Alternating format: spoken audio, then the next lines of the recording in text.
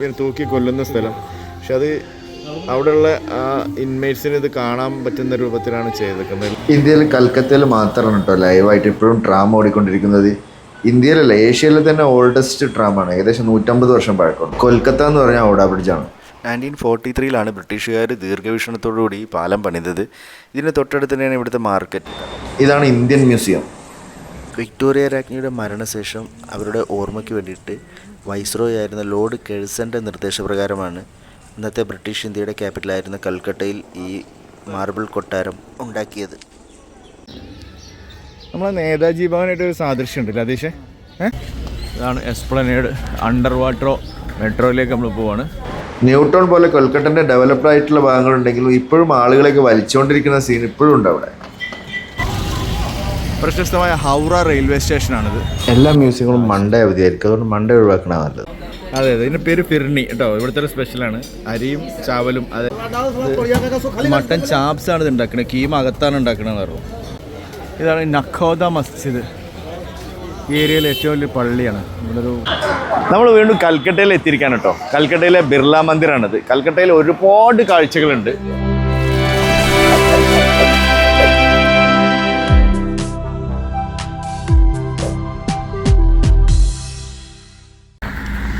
ഭയങ്കര ബ്ലോക്ക് കാരണം ലേറ്റായി പോയി. ഇതിപ്പോൾ ചൗപ്പരൻ എന്ന് പറഞ്ഞൊരു സ്ഥലത്ത് രാവിലെ 6 മണിയായപ്പോൾ എത്തിയാണ്. ഞങ്ങൾ വാരണാസിയിൽ നിന്ന് ബസ്സിൽ കൽക്കട്ടയ്ക്ക് വരുമായിരുന്നു കേട്ടോ ഈ യാത്ര. കൽക്കട്ടയിൽ എത്തുന്നതിന് മുന്നേ ഒരു പഞ്ചാബി ധാബയിൽ കയറി ആലു പൊറോട്ട കഴിക്കണം. വിദ്യാസാഗർ ബ്രിഡ്ജ്, ഹൂഗ്ലിൻ്റെ മുകളിൽ കൂടെ തന്നെ പോകുന്ന വിദ്യാസാഗർ ബ്രിഡ്ജാണ്. കൊൽക്കട്ടയിലെ ഹിസ്റ്റോറിക്കൽ ഇമ്പോർട്ടൻസ് ആയിട്ടുള്ള സ്ഥലങ്ങളെല്ലാം ഒട്ടും വൃത്തിയില്ലാത്ത സ്ഥലത്താണെന്നുള്ളതാണ് കൊൽക്കട്ടയുടെ ഒരു പ്രത്യേകത. ന്യൂ ടൗൺ എന്ന് പറഞ്ഞൊരു പുതിയ ടൗൺ ഉണ്ട്, അവിടെ അടിപൊളി സെറ്റപ്പാണ്. കൊൽക്കത്തയിലെ തെരുവിലൂടെ എസ്പ്ലനേഡ് ബസ് സ്റ്റോപ്പിലാണ് നമ്മളുള്ളത്. ബസ്സിൻ്റെ ഒക്കെ ഒരു കോലം നോക്കി. ഇതാണ് എസ്പ്ലനേഡ്. അണ്ടർ വാട്ടറോ മെട്രോയിലേക്ക് നമ്മൾ പോവാണ്.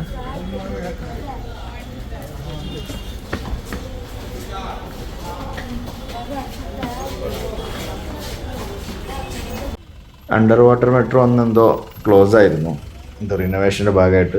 അത് കാരണം ഞങ്ങൾ തിരിച്ചു പോന്നു. യെല്ലോ ടാക്സി ഉണ്ടല്ലേ, അംബാസഡർ പഴയ യെല്ലോ ടാക്സി. കൊൽക്കത്തയിലൂടെ നഗരവീതിയിലൂടെ നടന്നു നീങ്ങുന്ന പഴയ ബിൽഡിങ്ങിൻ്റെ ചുമരുന്നൊക്കെ ചെറിയ ചെറിയ മരങ്ങൾ ഉണ്ടായതല്ലോ. കൽക്കട്ടയിൽ മാത്രമുള്ള ട്രാമുകളാണ്. റോഡിൻ്റെ നടുക്ക് കൂടെ തന്നെ ട്രെയിൻ പോകും. അപ്പോൾ ഇതിവിടെ മാത്രമേ ഉള്ളൂ നിലവിൽ വർക്കിങ്ങിൽ ഓടുന്നത്. ആ ട്രാമിൻ അവിടെ നിർത്തിയിട്ടില്ല, അങ്ങോട്ട് പോകാം. ഇവിടെ അതിൻ്റെ വഴി ഇതവിടെ ഉണ്ട്, ഉള്ളിൽ കൂടെ കയറി. അത് വേറെ കയ്യൊന്ന് കയറിക്കോ, ആൾക്കാർ ഇരിക്കുന്നുണ്ട്. കയറി കയറിക്കോ. ഈ ബാബുഗഡ് ചില കൈ ബാബുഗഡ് പോലാന്ന് ഞാനൊന്നും ഇരിക്കല്. ഒമ്പോ ഫാന് പഴയ പള്ളി നോക്കി എന്ത് ഭംഗിയല്ലേ കാണാൻ. ഞങ്ങൾ ഹൗറ ബ്രിഡ്ജിൻ്റെ താഴെ നിന്നുള്ള വ്യൂ കാണാൻ പോവുകയാണ്. ബോട്ടിലാണ് യാത്ര. നേരത്തെ കഴിഞ്ഞ യാത്രയിൽ ഞങ്ങൾ ഹൗറ ബ്രിഡ്ജിൻ്റെ മുകൾ ഭാഗത്ത് കൂടെയുള്ള വ്യൂ ആയിരുന്നു കണ്ടിരുന്നത്. പക്ഷേ കൂടുതൽ ഭംഗി ആ താഴെയുള്ള ബോട്ടിംഗ് ആണ്. അത് ഈവനിങ് ഒക്കെ നല്ല രസമാണ്. മൊത്തത്തിലുള്ള ഹൗറ ബ്രിഡ്ജിൻ്റെ മൊത്തത്തിലുള്ള വ്യൂ കിട്ടണമെങ്കിൽ ബോട്ടിൽ നിന്ന് തന്നെ കാണാൻ പറ്റുള്ളൂ. പ്രശസ്തമായ ഹൗറ റെയിൽവേ സ്റ്റേഷനാണിത്. തിരക്ക്, വൃത്തിയില്ലായ്മ, ചെവി പൊളിക്കുന്ന ഹോണടി, ഈ 3 സാധനങ്ങളാണ് കൽക്കത്തയിൽ എനിക്ക് ഒട്ടും ഇഷ്ടമല്ല. ഈ ഒരു പില്ലർ ഇവിടെ ഉണ്ട്. അത് കഴിഞ്ഞാൽ പിന്നെ അടുത്ത പില്ലർ അങ്ങേ അറ്റത്തുള്ളൂ. അതാണ് ഇതിന്റെ പ്രത്യേകത. പില്ലറില്ലാത്ത പാലാണത്, ഒരിക്കലുണ്ടാക്കിയതാണ്.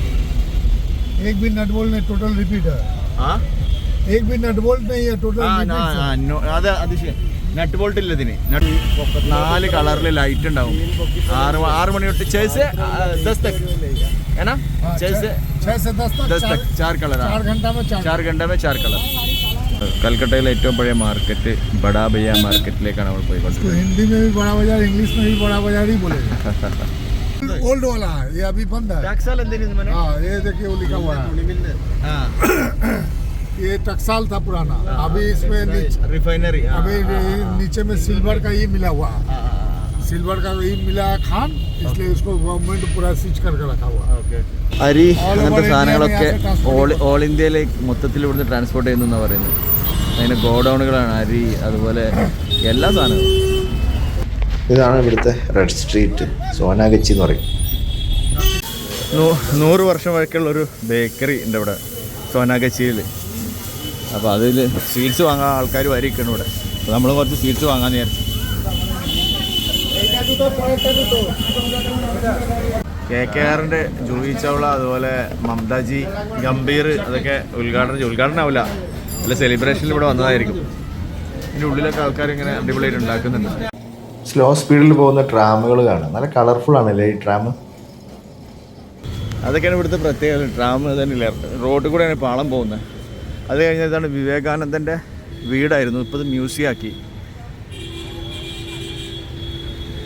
രാമകൃഷ്ണ മിഷൻ, വിവേകാനന്ദാസ് ആൻസെസ്ട്രൽ ഹൗസ്, ഇപ്പോൾ ഇത് ആൻഡ് കൾച്ചറൽ സെൻട്രൽ കൽക്കട്ട. അപ്പോൾ ഇത് മ്യൂസിയം ആക്കി മാറ്റിയിട്ടാണ്. വിവേകാനന്ദൻ്റെ ഒരു പ്രതിമ ഉണ്ട് ഇവിടെ, അടിപൊളി പ്രതിമ. സിയാൽഡ സ്റ്റേഷനിലേക്ക് പോവാണ്. लोकल का टिकट कटाया? ഇവിടുന്ന് ബറൈപ്പൂരിലേക്കുള്ള സബർബൻ ട്രെയിൻ പിടിക്കാനുള്ള ശ്രമത്തിലാണ്. ഇതിനകത്തേക്ക് കയറി പറ്റുമോ എന്നറിയില്ല. അത് ഉത്തരാഖണ്ഡ് അല്ല, UP പിന്നെ പ്രയാഗ്രാജിലെ മറ്റേതിനെക്കാട്ടി കുംഭമേളനെക്കാട്ടി തിരക്കാണ്. ഞങ്ങൾ സബർമലിലൊക്കെ വലിഞ്ഞ് കയറി. ഔട്ട്സ്കേർട്സ് ആണ്, ബറൈപ്പൂരിനടുത്താണ് ഞങ്ങൾക്ക് സ്റ്റേ. ടൗണിൽ വരുന്ന ആൾക്കാർ ബറൈപ്പൂർ പറയേണ്ട ആവശ്യമില്ല. ഞങ്ങൾക്ക് അവിടെ ഒരു സ്റ്റേ ഉള്ളതുകൊണ്ട് ഞങ്ങൾ അങ്ങോട്ട് പോയി നോക്കും. നല്ല ഒരു സ്റ്റേ ആയിരുന്നു, അധികം ബഹളമൊന്നും ഇല്ലാത്ത നല്ല സെറീനായിട്ടുള്ളൊരു പ്ലേസ് തന്നെയായിരുന്നു അത്. ഒരാഴ്ചത്തെ സുദീർഘമായ നോർത്ത് ഇന്ത്യൻ പര്യടനത്തിന് ശേഷം ഈ ബറൈപ്പൂർ റെയിൽവേ സ്റ്റേഷനിൽ വെച്ച് ഞങ്ങൾ പിരിയുകയാണ് സുഹൃത്തുക്കളെ, പിരിയുകയാണ്. മീൻ മുറിക്കുന്ന കത്തിൻ്റെ ഷേപ്പ് ഒക്കെ, പറങ്കി മാങ്ങൊക്കെ പല സൈസിലുള്ള പറങ്കി മാങ്ങ, പല സൈസിലുള്ള വലിയ പറങ്കി മാങ്ങ. ബിർള മന്ദിർ പോകാനും അലിപ്പൂർ ജയിലിൽ പോകാനും നിയറസ്റ്റ് സ്റ്റേഷനാണ് ബാലിഗഞ്ച് സബർബൻ. അപ്പോൾ നമ്മൾ ആ യാത്ര അങ്ങോട്ടാണ് ഇനി അടുത്ത്. ഈ സബർബൻ ട്രെയിനിലൊക്കെ 5 രൂപയുടെ ടിക്കറ്റേ ഉള്ളൂ. 5 രൂപ 10 രൂപ അങ്ങനെയാണ് ടിക്കറ്റ്. പക്ഷേ ഇങ്ങനെ തിരക്കായിരിക്കും. ഇങ്ങനെ പക്ഷേ ഞങ്ങൾ പോകുന്ന ട്രെയിനിൽ അങ്ങോട്ട് പോയാൽ ഭയങ്കര തിരക്കായിരുന്നു, ഇങ്ങോട്ട് അത്ര തിരക്കുണ്ടായിരുന്നില്ല. ബിർള മന്ദിറിലേക്കുള്ള വഴിയിലാണ്. അപ്പോൾ ഇവിടെയും ട്രാം ഉണ്ടല്ലേ. 1970 ബിർളയാണിത് ഉണ്ടാക്കിയത്, അതുകൊണ്ടാണ് ആ പേര് വന്നതെന്നാണ് പറഞ്ഞത്. ബിർള മന്ദിർ കഴിഞ്ഞതിന് ശേഷം അലിപ്പൂർ ജയിൽ മ്യൂസിയത്തിലേക്കാണ് അടുത്ത യാത്ര. മ്യൂസിയത്തിനകത്തുള്ള INA തീം കഫേയാണിത്. ഇവിടെ ഞങ്ങൾ റിസീവ് ചെയ്യാൻ വേണ്ടി എൻ്റെ കസിൻ ഫവാസ് വന്നിരുന്നു. അവൻ ഇവിടെയാണ് വർക്ക് ചെയ്യുന്നത്, കൽക്കട്ടയിൽ. അലിപ്പൂർ മ്യൂസിയത്തിൻ്റെ മാപ്പാണിത്. നെഹ്റു, സുഭാഷ് ചന്ദ്രബോസ്, ഡോക്ടർ BC റോയ് തുടങ്ങിയ സ്വാതന്ത്ര്യ സമര സേനാനികളൊക്കെ ജയിലിലടച്ച ജയിലാണിത്. അവർ കിടന്ന സെല്ലുകളുണ്ട് ഇവിടെ കാണാം. ഒരുപാട് തടവുകാരെ, സ്വാതന്ത്ര്യ സമര സേനാനികളെ ഇവിടുന്ന് ബ്രിട്ടീഷുകാർ തൂക്കിക്കൊന്നിട്ടൊക്കെ ഉണ്ട്. ആ സ്ഥലമൊക്കെ അതേപോലെ തന്നെ സൂക്ഷിച്ചിട്ടുണ്ട്. ഓട്ടോപ്സി ഇത് പോസ്റ്റ്മോർട്ടം ചെയ്യണേനാണ് ഓട്ടോപ്സി റൂമാണിത്. എങ്ങനെയാ? ഓ അങ്ങനെ, ഇതാണ് ഇത് തൂക്കി കൊല്ലുന്ന സ്ഥലം. പക്ഷെ അത് അവിടെയുള്ള ആ ഇൻമേറ്റ്സിന് ഇത് കാണാൻ പറ്റുന്ന രൂപത്തിലാണ് ചെയ്തേക്കുന്നത് അല്ലേ. ഓഹോ, അതൊക്കെ ജയിലാണ്. ഇത് ലിവർ വലിക്കുന്ന സ്ഥലം അല്ലേ.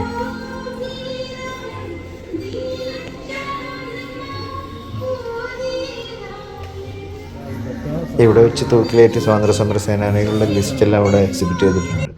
ജയിലിലുണ്ടായിരുന്ന ആളുകളെ കുറിച്ചുള്ള ഡീറ്റെയിൽസ് എല്ലാം ഇവിടെ ഉണ്ട്. ഇതാണ് നേതാജി സെല്ല്. ഇതാണ് നേതാജി. 80 ദിവസം അടക്കിയല്ലേ നെഹ്റുവിനെ. 2 ആഴ്ച കൂടെ വരും, 20 മിനിറ്റ് സംസാരിക്കാനുള്ള സമയം. നെഹ്റുവിനെ അടക്കിയ സ്ഥലം. മകൾ ഇന്ദിരാഗാന്ധിയുടെ സ്റ്റാച്ചു കണ്ടില്ലേ, അച്ഛനും മകളും ഇവിടെ വെച്ചിട്ടാണ് സംസാരിച്ചിരുന്നതെന്ന് പറഞ്ഞു. പ്രിസൺ ലൈഫ് ഇൻ ആൻഡമാൻസ് ആണ്. ആൻഡമാനിലെ ജയിൽ ജീവിതം ഇവിടെ അതേപോലെ വെച്ചിരിക്കുകയാണ്. ഒരു എക്സിബിഷൻ ഹാളുണ്ട്, വാച്ച് ടവർ ഉണ്ട്. അലിപ്പൂർ ജയിലിലെ തടവുകാരുടെ ഒരു ദിവസത്തെ ജീവിതം ഇവിടെ റീക്രിയേറ്റ് ചെയ്തിരിക്കുകയാണ്. ഒരു ഭാഗത്ത് ആളുകൾ അലക്കുന്നുണ്ട്, കുളിക്കുന്നുണ്ട്, പാചകം ചെയ്യുന്നുണ്ട്, ഡ്രസ്സ് അലക്കുന്നുണ്ട്, അതുപോലെ ബാക്കി കുറേ ആക്ടിവിറ്റീസ്. ഓഡിയോ ക്ലിപ്സിൻ്റെ ഒക്കെ സഹായത്തോടുകൂടി അവർ തടവുകാർ അന്നത്തെ കാലത്ത് അനുഭവിച്ചിരുന്ന പീഡനങ്ങളൊക്കെ ഇവിടെ ചിത്രീകരിച്ചിട്ടുണ്ട്. ഇവിടെ രാത്രിയിൽ ലൈവ് ഷോയും കൂടി ഉണ്ട്. പിന്നെ പോയത് നേതാജി മ്യൂസിയത്തിലാണ്. എല്ലാ മ്യൂസിയങ്ങളും മൺഡേ ക്ലോസ്ഡ് ആയിരിക്കും കേട്ടോ. ഇവിടുത്തെ മെയിൻ 2 മ്യൂസിയങ്ങളാണ്. ഒന്ന് ഇന്ത്യൻ മ്യൂസിയം, അതുപോലെ വിക്ടോറിയ മെമ്മോറിയൽ. അത് രണ്ടും ഇവിടുത്തെ മെയിൻ അട്രാക്ഷൻസാണ്, മസ്റ്റ് സീൻ പ്ലേസുകളാണ്. അതിനെക്കുറിച്ച് കൂടുതൽ ഡീറ്റെയിൽസ് ഞാൻ ഈ എപ്പിസോഡിൽ തരുന്നില്ല. അതിൻ്റെ ഫസ്റ്റ് പാർട്ടിൽ ഞാനത് ഓൾറെഡി ചെയ്തിട്ടുണ്ട്. ആ വീഡിയോയുടെ ലിങ്ക് ഞാൻ ഡിസ്ക്രിപ്ഷനിൽ കൊടുക്കുക, അതും കൂടി കാണണേ. Netaji research bureau, Netaji Bhavan. Grade 1 ആണ്. Calcutta heritage grade 1. ഓ, എന്തായാലും ഏറ്റവും ഇമ്പോർട്ടൻറ്റ് ഹെറിറ്റേജ് ആണ് ഗ്രേഡ് 1 വരെ. ഓഹോ, അങ്ങനെ ഗ്രേഡ് 1 ഹെറിറ്റേജ് പ്ലേസ് ആണിത്. ഏറ്റവും ഇമ്പോർട്ടൻ്റ് ആയിട്ടുള്ള പ്ലേസുകളാണ് ഗ്രേഡ് 1 വരിക എന്ന് പറയുന്നത്. ഇതാണ് great escape of Netaji. Wanderer W24 എന്ന് പറഞ്ഞ ഈ കാറിലാണ് നേതാജി ഇവിടെ നിന്ന് ഇറങ്ങിയത്. കൽക്കട്ടയിൽ നിന്ന് ഇറങ്ങി പിന്നെ അഫ്ഗാനിസ്ഥാൻ വഴി റഷ്യയിലെത്തി. റഷ്യയിൽ നിന്ന് പിന്നെ അറ്റ്ലാസ് ജർമ്മനിയിലെത്തി. 1941 ആ എസ്കേപ്പ്. പിന്നെ ഇന്ത്യൻ നാഷണൽ ആർമിയൊക്കെ രൂപീകരിച്ച് ബ്രിട്ടീഷുകാരെ ഇന്ത്യക്ക് പുറത്തുനിന്ന് അറ്റാക്ക് ചെയ്യുന്ന ഒരു പദ്ധതിയായിരുന്നു. അതൊക്കെയാണ് ചരിത്രം. നേതാജീൻ്റെ ബെഡ്റൂമിൽ നിന്ന് ഞങ്ങൾ പുറത്ത് വന്നു. സ്റ്റഡി റൂമിലേക്ക് പോയിക്കൊണ്ടിരിക്കുകയാണ്. ബെഡ്റൂമിലൊക്കെ വീഡിയോഗ്രാഫി അലൗഡല്ല. അതുകൊണ്ട് നമ്മൾ അതിൻ്റെ ഉള്ളിലെ കാഴ്ചകളൊക്കെ ഭയങ്കര അദ്ദേഹം ഉപയോഗിച്ചിരുന്ന സാധനങ്ങൾ അതേപടി എല്ലാ സാധനങ്ങളും. അതൊരു നല്ലൊരു എക്സ്പീരിയൻസ് തന്നെയായിരുന്നു. അതാണ് നേതാജിൻ്റെ പടം. ഇതും അതന്നെ ജപ്പാനിലെത്തി. അടുത്തായിട്ട് പോകുന്നത് ടാഗോർ താമസിച്ചിരുന്ന വീട്ടിലേക്കാണ്. ഇപ്പോൾ ഒരു മ്യൂസിയമൊക്കെ മാറ്റിയിട്ടുണ്ട്. കൽക്കത്തയിൽ തന്നെ വലിച്ചുകൊണ്ട് പോകുന്നുണ്ടല്ലോ ഒരാൾ. അതാണ് ഇപ്പോഴും ഇങ്ങനെ ആളുകളെ വലിച്ചുകൊണ്ട് പോകുന്ന വണ്ടി അവിടെ ഉണ്ട്. ഏറ്റവും ഹൈടെക് ആയിട്ടുള്ള ന്യൂ ടൗൺ ഒരു ഭാഗത്ത്, അതുപോലെ എസ്പ്ലനേഡിലൊക്കെ പോയി കഴിഞ്ഞാൽ നമുക്ക് ഈ അണ്ടർ വാട്ടർ മെട്രോ വരെ സ്റ്റാർട്ട് ചെയ്തിട്ടുണ്ട് ഹുഗ്ലി നദിക്ക് കുറുകെ. അത്രയ്ക്കും അഡ്വാൻസ് അയക്കുന്ന ഒരു ഭാഗം ഒരു വശത്ത്, മറ്റൊരു വശത്ത് ഇതിപ്പോഴും ഉണ്ട്. ഇവരിങ്ങനെ ജീവിച്ച് പഠിച്ചത് വേറെ ഒരു തൊഴിലെടുക്കാൻ ഇവരേറ്റവും തയ്യാറുമല്ല. പക്ഷെ ഇതിങ്ങനെ ഒരാളെ വലിക്കുക എന്ന് പറഞ്ഞാൽ അതൊരു, പക്ഷേ ഈ വലിക്കുന്ന അതേ ടൗണിൽ തന്നെ ഇലക്ട്രിക് ഹൈഫൈ വണ്ടികളും പോകും. അതാണ് ഇതിൻ്റെ ഒരു കൽക്കട്ടൻ്റെ ഒരു പ്രത്യേകതയാണത്. ഒരുപാട് യാത്രാ വീഡിയോകൾ ഈ ചാനലിൽ കിടപ്പുണ്ട്. സമയമുള്ളവരൊന്ന് പോയി നോക്കണേ, സബ്സ്ക്രൈബും ചെയ്യണം കേട്ടോ. ടാഗോർ ഇവിടെ ജീവിച്ച വീട് അല്ലേ. അപ്പം മ്യൂസിയമാക്കി മാറ്റിയേക്കാം. ഇത് ഡൈനിങ് റൂമായിരുന്നു മൂപ്പരുടെ. രവീന്ദ്രനാഥ് ടാഗോറുമായിട്ട് ബന്ധപ്പെട്ടുള്ള ഒരുപാട് കാഴ്ചകൾ അവിടെ ഉണ്ട്. നമ്മുടെ ഇന്ത്യൻ മ്യൂസിയമായിട്ട് ഒരു സാദൃശ്യമുണ്ട് ഈ കാഴ്ചയ്ക്ക്. ഇന്ത്യൻ മ്യൂസിയത്തിൻ്റെ ഉൾഭാഗം ഏകദേശം ഇതുപോലെ തന്നെയാണ് കാഴ്ചയിൽ. ഞാനത് കൂടുതലൊന്നും കാണിക്കുന്നില്ല, കാര്യം വെച്ചാൽ ഉള്ളിൽ വീഡിയോഗ്രാഫിയൊക്കെ ചില സ്ഥലത്തൊക്കെ പ്രൊഹിബിറ്റഡ് ആണ്. എന്തായാലും അത് വർത്ത് വിസിറ്റിംഗ് ആണ്. ഇവിടുത്തെ ഈ കൊത്തുപണികളും ഒക്കെ നടക്കുന്നൊരു സ്ട്രീറ്റാണിത്. ഇവിടെ തന്നെ ഉണ്ടാക്കുന്ന ശില്പങ്ങളൊക്കെ ഉണ്ടാക്കുന്നു, വിൽക്കുന്നു. നല്ല ഭംഗിയുള്ള കുറേ കാര്യങ്ങളുണ്ട്. കണ്ടില്ലേ, നല്ല മാർബിളിലൊക്കെ ഇങ്ങനെ ഉണ്ട്. സൂപ്പറായിട്ട് കാർവ് ചെയ്തെടുക്കുന്നതാണ്. അടിപൊളി. നോക്കി ഇത് ഭംഗിയായിട്ട് അവർ ചെയ്യണം, ഡിസൈൻ ചെയ്യണം. ഇങ്ങനത്തെ സാധനം ഇതിപ്പോൾ ഈ വർക്കിനാണ് പണി തരുമ്പോൾ ഇങ്ങനെ ഇതാണ് സഹിച്ചുകൂടാത്തത്. ഈ ഒരു അവരെത്ര ആയാലും ഈ ആ ഫീൽഡ് വിട്ട് പോകാൻ തയ്യാറല്ല. പൂച്ച എലീനെ പിടിക്കുന്നുണ്ട്. ഞാൻ പറഞ്ഞല്ലോ, വൃത്തിൻ്റെ കാര്യത്തിൽ കൽക്കട്ടത്തിരി പുറകിലേക്ക് തന്നെയാണ്. I love ജൊറാസാങ്കോ. ജൊറാസാങ്കോ എന്ന് പറഞ്ഞാൽ ഈ സ്ഥലത്തിൻ്റെ പേര്. അതെ അതെ, ഇതിൻ്റെ പേര് ഫിർണി കേട്ടോ. ഇവിടുത്തെ ഒരു സ്പെഷ്യലാണ്. അരിയും ചാവലും, അതായത് പാലും അതുപോലെ അരിയും ഒക്കെ ഉപയോഗിച്ചുണ്ടാകുന്ന ഒരു സ്വീറ്റാണ്. ഇവിടെ ഫവാസ് ഉണ്ട്, ഇവിടെ അതീഷ് ഉണ്ട്. അപ്പോൾ ഞങ്ങൾ കൽക്കട്ടയിൽ നിന്ന് സൈൻ ഓഫ് ചെയ്യാണ്. ഇത് ഈ പാത്രത്തിൽ തന്നെയാണ് ഉണ്ടാക്കൽ കേട്ടോ. മണ്ണിൻ്റെ പാത്രമാണ്. അത് കഴിഞ്ഞാൽ അത് കളയുക. മട്ടൻ ചാപ്സ് ആണ് ഇത് ഉണ്ടാക്കുന്നത്. കീമ അകത്താണ് ഉണ്ടാക്കണമെന്ന് പറഞ്ഞു. എൻ്റെ ഒരു ഈ ഓപ്പൺ ആയിട്ട് ഇരിക്കുന്ന കാണുമ്പോഴേ ഒരു മടി.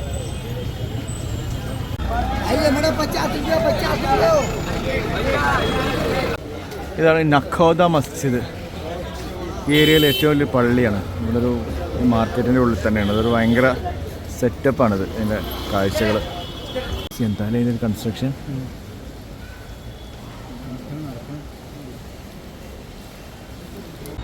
പള്ളിയുടെ ഉൾഭാഗവും കാണാൻ നല്ല ഭംഗിയുണ്ട്. യൂബർ വിളിച്ച് കാത്തിരിക്കാണ്.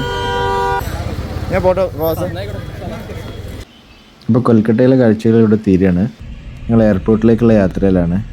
ചെന്നൈ വഴിയാണ് കരിപ്പൂരിലേക്കുള്ള ഫ്ലൈറ്റ് ടിക്കറ്റ് എടുത്തത്. അപ്പോൾ കൽക്കട്ട നഗരത്തിനോട് ബൈ പറയുകയാണ്. ചെന്നൈയിൽ കുറച്ച് സമയം ഇറങ്ങി. ഒരു ചെറിയ ഫ്ലൈറ്റായിരുന്നു ചെന്നൈയിൽ നിന്ന് കോഴിക്കോടേക്ക്, 80 പേര് മാത്രമുള്ള. അങ്ങനെ കോഴിക്കോട് സേഫായിട്ട് ഇറങ്ങി. ഈ കരിപ്പൂർ എയർപോർട്ടിൽ ഇറങ്ങുന്നതിന് തൊട്ട് മുന്നേ ഉള്ള റൺവേൻ്റെ ദൃശ്യങ്ങളാണിത്. അങ്ങനെ സേഫായിട്ട് കരിപ്പൂരിൽ ഇറങ്ങി. അപ്പോൾ കൽക്കട്ട എപ്പിസോഡ് ഇവിടെ പൂർണ്ണമാവുകയാണ്. മറ്റൊരു എപ്പിസോഡിൽ കാണുന്നവരേക്കും ഗുഡ് ബൈ.